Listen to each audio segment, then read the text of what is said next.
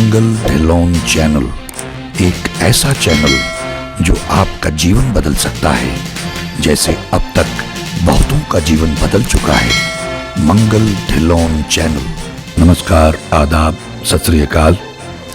धन गुरु नानक, धन निरंकार, धन गुरु रामदास जी महाराज, धन गुरु गोबिंद सिंह जी महाराज, धन श्री गुरु ग्रंथ साहिब जी महाराज, धन बाबा श्री चंद जी महाराज, धन गुरु पिता ओमकारा जी महाराज, धन सभी धर्मों के संत, महापुरुष, गुरु, अवतार, पीर, पैगंबर और प्रॉफिट साहिबान। गुरु प्रेमियों, रब भगवान से मेरी बातें, माई कन्वर्सेशंस विद गॉड, रब नाल मेरी गल्लां, इस श्रृंखला में ये एपिसोड नंबर 93 यानी 93 होगा। जैसा कि ये सिलसिला हमारा चलता रहा, रूपा का जन्मदिन आने वाला था और मैं बीमार था, तो उससे पहले गुरु पिता ओमकारा जी महाराज आए, उन्होंने उत्तर दिया और मुझे संकेत भी किया कि उसका जन्मदिन है तो उसे खुश रखना, हो सके तो उसे खुश रखना, ऐसा कुछ निर्देश दे के गए थे। तो दूसरे दिन जब उसका जन्मदिन आया तो अच्छा, ये पुरानी बात है तो मुझे एग्जैक्टली याद नहीं है कि बॉम्बे में था या यहाँ था, ये मुझे अभी याद नहीं आ रहा है। तो जब उसका जन्मदिन हो गया तो उसके दूसरे दिन हमको ये उत्तर आया प्रभु जी की तरफ से, जैसा कि अक्सर वो लिखते थे, हरिओम बेटा, वहाँ से शुरुआत की। और उसके बाद उन्होंने आगे लिखा कि मैं तुमसे अति प्रसन्न हूँ। तुम बीमार होने के बावजूद रूपा को गुरुजी ईश्वर के घर लेकर गए, अच्छा किया। तुमने उसे बाहर भोजन करवाया, उसे उपहार भी दिया, बहुत अच्छा किया। मैं अति प्रसन्न हूं। अच्छा, ये बहुत कम लिखते थे वो कि मैं अति प्रसन्न हूं। जब भी कभी वो लिखते थे मैं अति प्रसन्न हूं तो मुझे बड़ी राहत मिलती थी कि थैंक गॉड, कभी तो प्रभु जी अति प्रसन्न हुए मुझसे।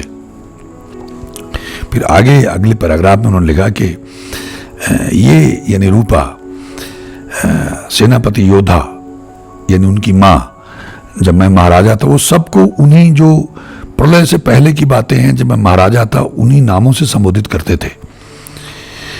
तो उसकी माँ मेरी सेनापति होती थी जब मैं महाराजा था।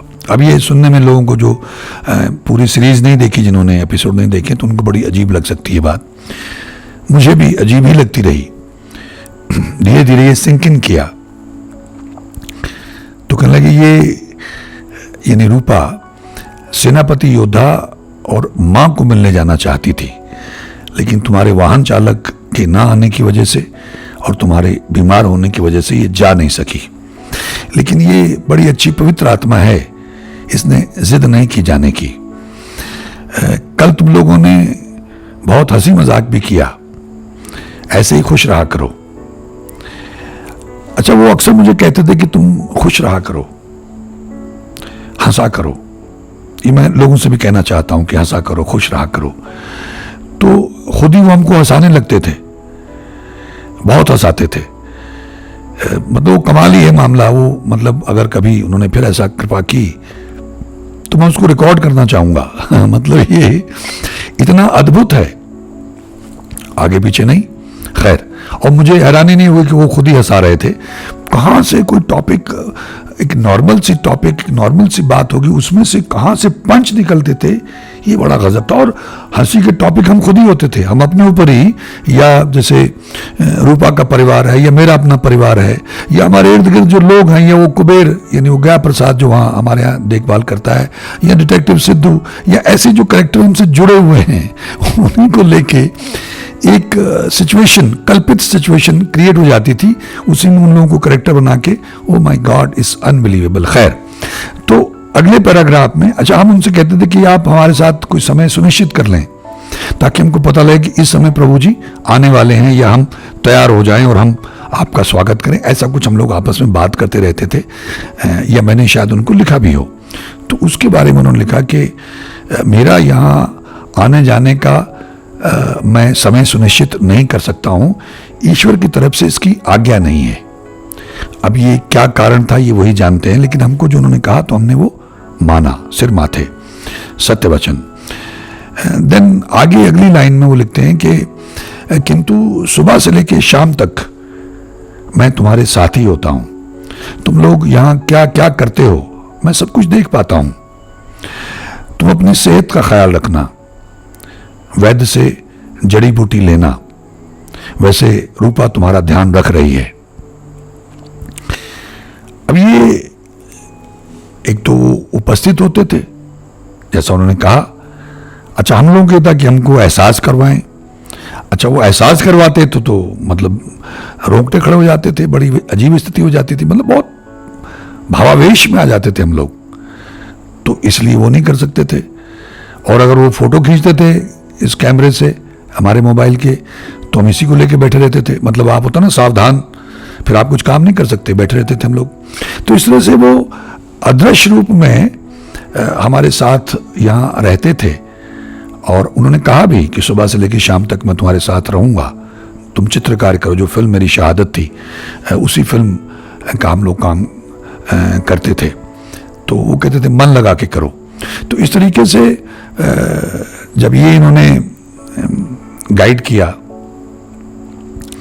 और जो जो दिन में हुआ, या हंसे या मैं निराश हुआ, उदास हुआ, हर चीज़, या मैंने जो सोचा, अगर मैं अपसेट हुआ तो उसके बारे में भी वहाँ से लिखित रूप में ही आ जाता था। रिपोर्ट एक तरह से अगर हम कहें तो रिपोर्ट आ जाती थी। फिर उन्होंने आगे मुझे उस अगला जो पैराग्राफ था उसमें उन्होंने लिखा कि आज निघासन में जो हुआ, हमारा निघासन मैंने बताया यूपी में लखीमपुर खीरी जिला है, वहाँ हमारी प्रॉपर्टी पे कब्जा कर लिया था किसी ने, दीवार बना ली थी, मैरिज पैलेस था, और वो पीछे नहीं हटा रहे थे दीवार, तो बड़ा विवाद बढ़ गया था, थाने कचहरी कोर्ट मारपीट की बड़ी नौबतें आ गई। तो वहाँ फिर कुछ कमाल हुआ, मतलब हम ये मानते हैं कि तमाम सिस्टम जो है करप्ट है, ऑफिसर्स करप्ट हैं, और वो जो अपोजिट पार्टी थी वो रिश्वत वगैरह देने में खिलाने में माहिर थे, और पैसा उनके पास काफ़ी था, और उनको मुफ्त में ज़मीन मिल रही थी जो काफ़ी महंगी थी, तो उनको कुछ पैसे खर्च करने में कोई दिक्कत नहीं थी। सो वहाँ बड़ा एक चमत्कारिक मामला सब हुआ, तो उसके बारे में लिखा। उससे पहले मेहमानों के बारे में, ये आप लोगों के लिए, सबके लिए है कि अगर आपके घर में कोई मेहमान आए तो हमको इस तरह से पिता की तरह हिदायतें देते थे, लेकिन ये हिदायतें रूहानी थी, ये दिव्यात्मक जो है ना हिदायतें थी, उस ईश्वर के दरबार से आने वाली हिदायतें थी, जिनको हम सबको मानना चाहिए कि मेहमानों को जल पान सब कुछ जो है करवाया करो, खान पान इत्यादि करवाया करो। हमारे यहाँ कोई अगर ऑफिस में आ गया और उसको जल्दी है और हमने कहा कि आपको चाय पियेंगे या कुछ बैठिए, तो निकल गया, तो उसके संदर्भ में वो मुझे लिख रहे थे कि मेहमानों को जल खान पान इत्यादि सब करवाया करो, ऐसे मत जाने दिया करो। और उसके बाद में आगे उन्होंने कि निघासन में आज जो हुआ,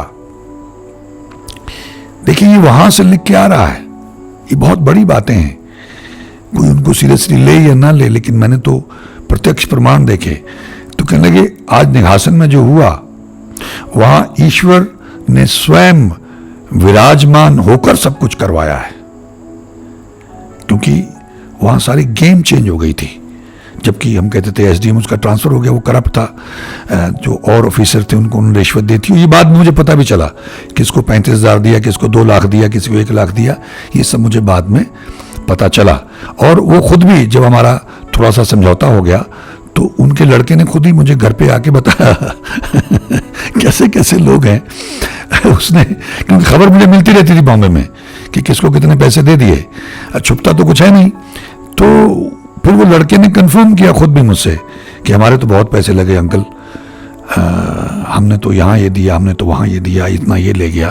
तो मैंने कहा तुम क्यों करते हो ये, तुम हमसे ही निपट लो ना, हमसे समझौता करके उसको जो भी सही है वो जायज है वो कर लेते हैं। खैर, तो यहां उन्होंने लिखा कि ईश्वर ने स्वयं वहां विराजमान होकर सब करवाया है। गुरु रामदास जी ईश्वर, पवित्र शहीद सिंह बाबा दीप सिंह जी महाराज और बाबा अटल राय जी ईश्वर ने स्वयं वहां विराजमान होकर वो फैसला करवाया है। ये बड़ी कमाल की बात थी, अद्भुत। अब जब वहां से ये लिख के मुझे आ रहा है तो निश्चित रूप से मुझे मानना पड़ेगा। मैं उनके यहाँ जाता रहा हूँ, हाजिरी लगाता रहा हूँ, प्रार्थना करता रहा हूँ, गुरु रामदास जी के यहाँ भी, बाबा अटल राय जी के यहाँ भी, बाबा दीप सिंह के यहाँ भी। और मुझे ये कहा भी था किसी ने बहुत पहले कि तुम्हारे साथ शहीद सिंह होगा पहला, इन्होंने भी कहा, जो न्यूयॉर्क में घटना घटी जो बताया मुझे। और उससे पहले कुछ लोगों ने कहा था कि अगर आप ध्यान लगाओगे तो आपको बाबा दीप सिंह जी के दर्शन हो जाएंगे। मैं मानता नहीं था, मेरा मुंह सिर मुड़ाया हुआ, बाल कटे हुए हैं, मैं अमृतधारी नहीं हूं, तो मुझे कैसे दर्शन हो जाएंगे, ये लोग बकवास करते, ऐसा मैं सोचता था, लेकिन मैं गलत था। तो अब जब इन्होंने फिर से ये कहा कि उन्होंने ये करवाया, क्योंकि मैंने माफिया मांगी थी जा जाके बार बार लगातार, और ये मुझे कहते थे गुरु पिता ओंकारा जी महाराज कि आज तुम गए, तुमने ध्यान लगाया, माफी मांगी, लगे रहो। तो ये मुझे कंफर्मेशन दी उन्होंने। और फिर आगे लिखा अगले पैराग्राफ में कि वो जिससे तू अपने वार्तालाप से उत्तर लिख रहा था उसको अवगत करवा दे कि वो तुम्हें अन्यथा ना ले, वरना सही नहीं होगा। तुमने अपने कुबेर के कहने पर उससे बातचीत की, फोन पे मैंने उसे कोतवाल, हाँ कोतवाल लिखा था, उस कोतवाल को बता दे कि अन्यथा ना ले, वरना सही नहीं होगा। तूने अपने कुबेर, यानी जो हमारा केयर टेकर वहां पे गया प्रसाद है, जो जब मैं महाराजा था तब उसका नाम कुबेर था, वो मेरे नहाने के पानी का इंतजाम करता, उसका इंचार्ज होता था वो। ये सब पुराने कनेक्शन है आपके जीवन में जिनके साथ आप जुड़े हुए हैं, बुरे संबंध हैं या अच्छे संबंध हैं, ये पुराने हैं, आपका हिसाब किताब चल रहा है, वही लोग आपकी ऑर्बिट में आएंगे, ये मैं पहले कह चुका हूं। तो कहने लगे अपने कुबेर के कहने पर तूने उस कोतवाल से बात की, अच्छा किया। और आज जो तू रूपा से बात कर रहा था भूमि न देने के बारे में और दीवार तुड़वाने के बारे में, वो सही है। अभी देखिए, जब मैं ऑफेंसिव होके बात कर रहा था कि जब वो मानते ही नहीं है तो फिर हम उनको, अब पहले मैं चलो छोड़ो, मैं नहीं अब जमीन नहीं देंगे, जब यहां तक बात बढ़ी गई है और दीवार में तुड़वा देता हूं फिर से इंतजाम करके, तो वहां से शक्ति, ईश्वरीय शक्ति मुझे कह रही है कि ये सही है, अन्यथा ये दुष्ट लोग सही मार्ग पर नहीं आएंगे। तू पूजा समय से किया कर, हरिओम बेटा, ईश्वर भला करेंगे।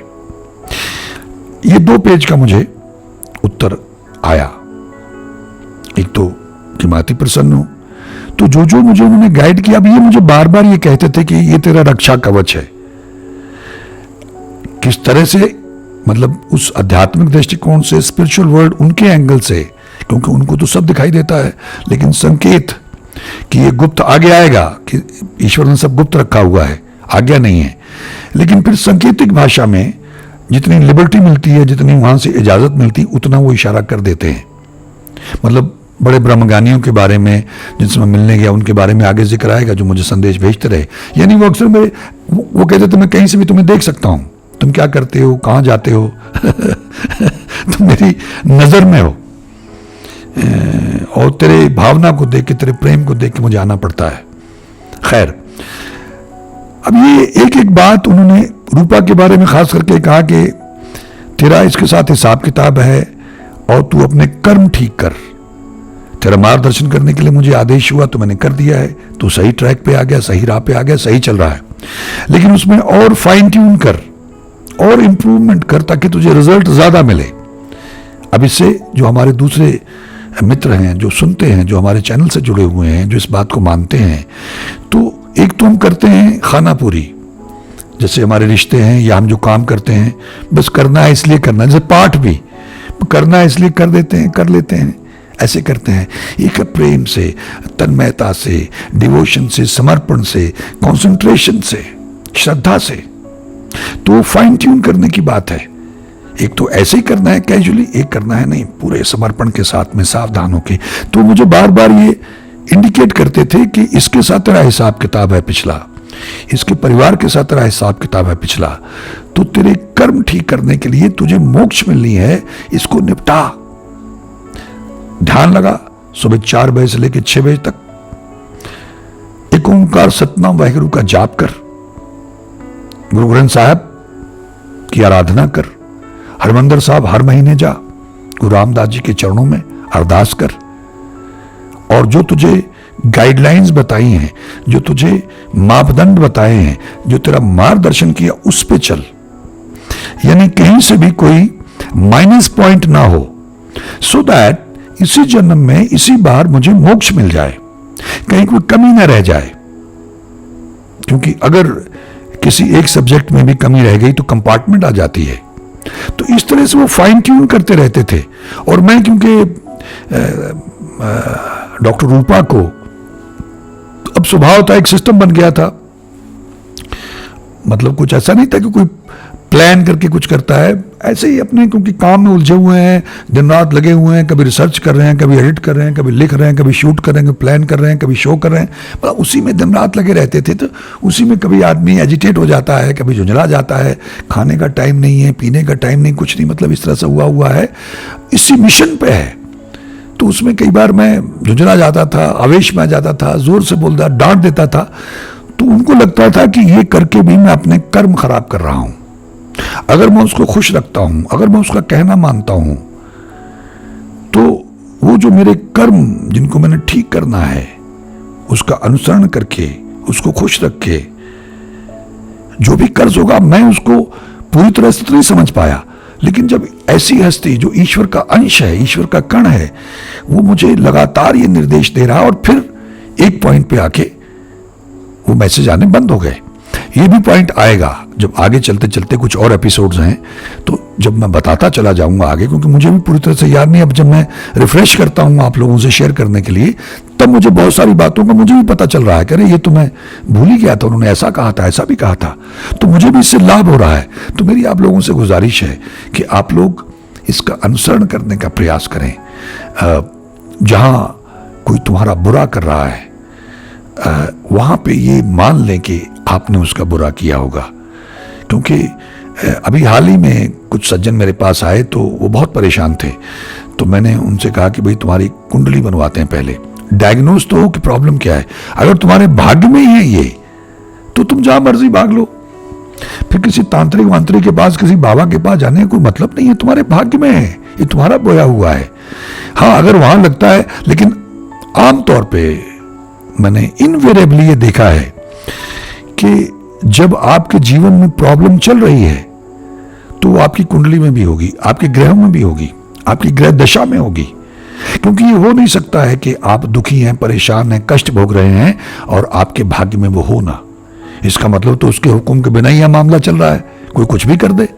विधि बनती है, कोई बहाना बनता है, कोई आदमी आपका शत्रु बन गया, अकारण नहीं बना वो किसी और का क्यों नहीं बन गया, आप ही का क्यों बना। तो है तो ये सब भाग्य का मामला, लिखा हुआ पहले से, प्री डेस्टिन्ड है, प्री फिक्स्ड है, ठीक है।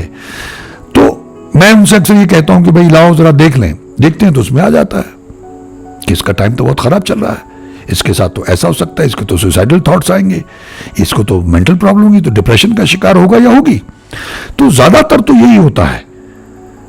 मुझे तो अभी तक ऐसा दिखा नहीं कि उसकी कुंडली में ना हो। आप जिसके पास date of birth time exact नहीं है, तो उसका निकल ही नहीं पाएगा, तो फिर तो वहां तो अब कुछ बात हो नहीं सकती है, कोई जजमेंट, कोई डायग्नोस नहीं हो सकता है। लेकिन मेरा ख्याल है 99% यही होता है। और क्योंकि लोग कबूल नहीं करते, स्वीकार नहीं करते, रोते पीटते रहते हैं, हाय तौबा मचाते रहते हैं, तो उनको लगता है इस बाबा के पास चलते हैं, उसके पास जाएंगे, उसके पास जाएंगे तो राहत मिलेगी। मैं ये कह चुका हूं कि राहत भी अगर किसी के पास जाके मिलनी होगी तो वो आपके भाग्य का हिस्सा होगा, यानी वो समय आ गया होगा और उसको क्रेडिट मिलना होगा। मैंने देखा है बहुत बड़े बड़े बाबाओं के पास बहुत से लोग ठीक हो जाते, बहुत से ठीक नहीं होते। या हमारे यहाँ बहुत सारे लोग हमारे साथ जुड़े हुए हैं, उनसे बहुत सारे लोग ठीक हो गए और बहुत से लोग नहीं ठीक हुए। नहीं है उनके भाग्य में, समय नहीं आया है। तो जिसको क्रेडिट मिलना, जिसने जरिया बनना है, वही बनेगा, लेकिन समय आने पे आपको राहत मिलनी, उससे पहले नहीं। इसलिए मैं कहता हूं लगातार जपते रहो। ये तो कर ही सकते हैं ना, माफिया मांगते रहो, सेवा करते रहो, रात को रिपीट पे लगा के सो जाओ, उसका धन्यवाद करते रहो, दया करो, कुछ पुण्यदान कर दो, अपने ऊपर से घुमा के गैयों को डालाओ। तो ये प्रोटेक्शन के तरीके हैं, ताकि वो जो कष्ट है उसका डिस्ट्रीब्यूशन हो जाए। मैंने पहले भी इसका जिक्र किया, पोस्टपोनमेंट, ये डिस्ट्रीब्यूशन। और कहीं ना कहीं मैं ऐसा मानता हूं कि ये भी भाग्य का ही हिस्सा है, अगर होगा तभी होगा, वरना नहीं होगा। मेरे तो बहुत तजुर्बे हुए हैं। अब कोई बाबा ऐसा दावा करता हो उसके पास ऐसी दिव्य शक्ति हो, या वो अपनी कमाई देखे, उसके बाद इतना भंडार हो कमाई का, वो अपनी कमाई देखे या उस कष्ट को अपने ऊपर लेके वो शेयरिंग कर ले, वही जो मैंने कहा डिस्ट्रीब्यूशन है या पोस्टपोनमेंट है। लेकिन वहां कहीं ना कहीं किसी ना किसी को अपनी कमाई देनी पड़ेगी। लेकिन जब टोटलिटी में लोग अरदास करते हैं, जैसा हम लोगों ने शुरू किया हुआ है 40 दिन का जपजी साहब का पाठ, धन गुरु नानक ग्रुप 3 में टेलीग्राम ग्रुप है, तो 40 दिन तक लगभग 400 आदमी रोज किसी भी टाइम दिन में पाठ करेगा और अपनी हाजिरी लगवाएगा और फिर अरदास करेगा मानवता के भले के लिए। तो जो लोग चाहें वो हमारे धन गुरु नानक ग्रुप 1 से जुड़ सकते हैं, धन गुरु नानक ग्रुप 3 से जुड़ सकते हैं। रोज जपजी साहब का पाठ करें, पंजाबी, हिंदी, अंग्रेजी में हमारे इस ग्रुप में ही उपलब्ध है। तो उससे बहुत लाभ होता है। जपजी साहब अल्टीमेट वाणी है, गुरु साहब की भूमिका है, गुरु ग्रंथ साहब की। इसमें भी हम लोग आएंगे आगे कि कितना विलक्षण है जपजी साहब।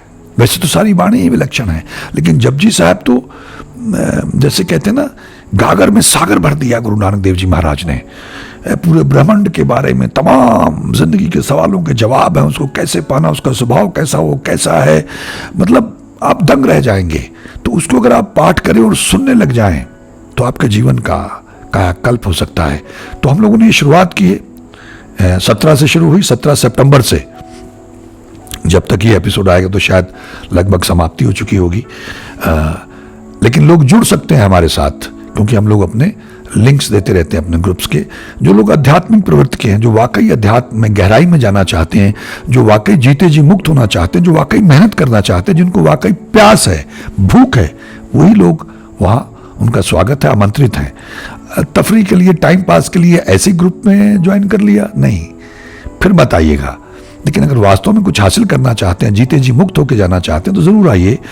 जो भी तुच्छ बुद्धि ईश्वर ने हमें दी है और जो ईश्वर में सुझाते हैं हम शेयर करते रहते हैं। मैं माध्यम मात्रों, कोई विद्वान, कोई संत बाबा, कोई ज्ञानी नहीं हूँ, ज्ञाता नहीं हूँ। वहाँ से आता है और मैं डिलीवर कर देता हूँ। डाकिया हूँ, उसके घर का कुकर हूँ, भौंकना मेरा काम है, भौंकता रहता हूँ, ये मेरा काम है। मेरे पास और कोई काम ही नहीं, यही काम है। महापुण्य कमाने का इच्छुक हूँ।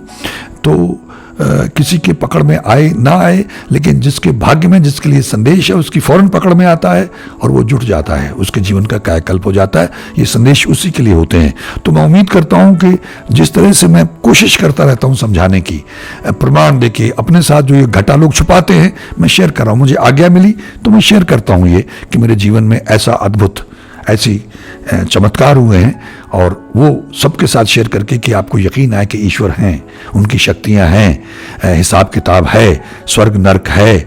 इसलिए समय खराब है, आगे समय और भयानक है। अभी से जपना शुरू करो, आदत डालो। फिर चाहे भूचाल आए, बाढ़ आए, जो भी आए, नेचुरल क्लैमिटी के अलावा वर्ल्ड वार हो, सिविल अनरेस्ट हो, महामारी आए, जो मर्जी आए, आपको कोई फर्क नहीं पड़ेगा। आप अडोल बैठे रहेंगे। जैसे हमारे सिखिज्म में तो एग्जाम्पल्स हैं, जो जुड़ गए, उस लेवल पे पहुंच गए तो उनकी खोपड़ी उतार दी गई, उनको उल्टा टांग के खाल उतार दी गई, बिट बाय बिट काटा गया, उनके बच्चे काट के उनके सामने उनका गार्लैंड, हार बना के उन्हें गले में डाला गया। क्या नहीं किया गया, बिट बाय बिट काटे गए, लेकिन उनके बच्चे का कलेजा निकाल के मुंह में डाला गया। सतनाम वाहिगुरु, अडोल देख के अनडिट कीता। They were seeing it but not seeing it. ये अवस्था हासिल हो जाती है। इसलिए मैं बार बार प्रार्थना करता रहता हूं कि अगर कोई संसार में आपदा आएगी, और ये समय ईश्वर का नाम जपने के लिए अल्टीमेट है, अगर अब नहीं जपेंगे तो कब जपेंगे। तो हमारे चैनल पे तमाम चीजें हमने डाली हुई हैं इसी मकसद से, क्योंकि मेरा और कोई काम नहीं है, मुझे ड्यूटी मिली, यही मेरा सौभाग्य है। ईश्वर ने मुझे इस लायक समझा कि चल ये संदेश लोगों तक पहुंचा। मुझे लोग बॉम्बे में कहते थे तुम्हारी आवाज अच्छी, मैं कमर्शियल वॉइसिंग भी करता था, लेकिन मुझे लगता है कि अब मेरी आवाज सार्थक हुई है बापू, जब मैं आपके बारे में चर्चा करता हूं जब मैं आपकी तारीफ करता हूं, जब मैं आपकी उस्तत करता हूं, आपकी गुरबाणी का पाठ जाप करता हूं, जब मैं आपका नाम गाता हूं, जब मैं आपके बारे में, आपके गुणों का बखान करता हूं लोगों से, तो मेरी आवाज़ सार्थक हुई। जो भी योग्यता आपने मुझे दी थी वो अब सार्थक होने शुरू हुई, वरना तो तमाम दुनिया घूम रही है। लोग बोलते हैं पैसे कमाते हैं, धन दौलत कमाते हैं, नाम शोहरत कमाते हैं। तो आप लोग भी कोशिश करिएगा, वक्त ज़ाया मत करिए। ये सांसें बहुत कीमती, जब ख़त्म हो जाएंगी तो सारी दुनिया की दौलत के बदले एक सांस नहीं मिलेगी, इतनी महंगी है, और हम उनको व्यर्थ में ज़ाया करते रहते हैं। उनकी सही इन्वेस्टमेंट ईश्वर का, अल्लाह वाहिगुरु गॉड का नाम है, उसे जपें और सुने। ये बहुत इंपॉर्टेंट है शुरुआत के लिए, सुनना मोस्ट इंपॉर्टेंट है। इसी से बात बनेगी, इसी से गाड़ी जो है आगे बढ़ेगी, इसी से प्रोग्रेशन होगा, तरक्की होगी, प्रमोशन होगा। ये गुरु नानक देव जी महाराज का गाड़ी रहा है। सुनने का कितना बड़ा महात्म है, मैंने वो 4 पौड़ियां जो जपजी साहब में आती हैं, मैंने वीडियो बना के डाला हुआ। मानने कितना महात्मा, वो भी 4 पौड़ियां डाली हुई, ढूंढ लीजिएगा, उसमें मेरा सिर ढका हुआ है, आपको पता लग जाएगा, फोटो से ही पता लग जाएगा कौन सा है।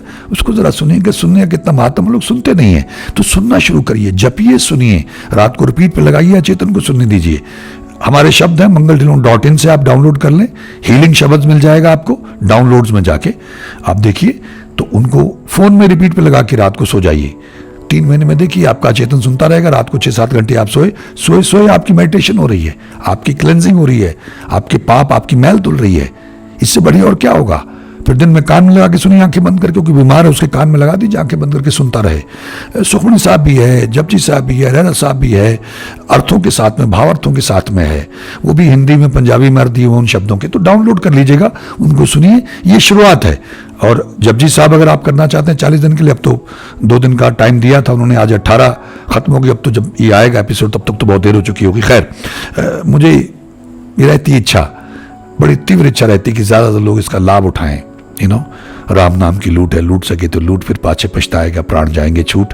तो लूट है, मुफ्त में है सब कुछ, लूट लो भाई, काम आएगा यहां भी और वहां भी। मैं उम्मीद करता हूं कि मित्रों की बात पकड़ में आई होगी और वो इसका अनुसरण करने का प्रयास करेंगे। आप सबका बहुत बहुत धन्यवाद। ईश्वर हम सबका भला करे। नमस्कार, जय हिंद, जय भारत। धन गुरु नानक, धन निरंकार, धन गुरु रामदास जी महाराज, धन गुरु गोबिंद सिंह जी महाराज, धन गुरु गोबिंद सिंह जी महाराज, धन श्री गुरु ग्रंथ साहब जी महाराज, धन बाबा श्री चंद जी महाराज, धन गुरु पिता ओमकारा जी महाराज, धन सभी धर्मों के संत, महापुरुष, गुरु, अवतार, पीर, पैगंबर और प्रॉफिट साहिबान। मंगल ढिल्लोन चैनल एक ऐसा चैनल जो आपका जीवन बदल सकता है, जैसे अब तक बहुतों का जीवन बदल चुका है। मंगल ढिल्लोन चैनल।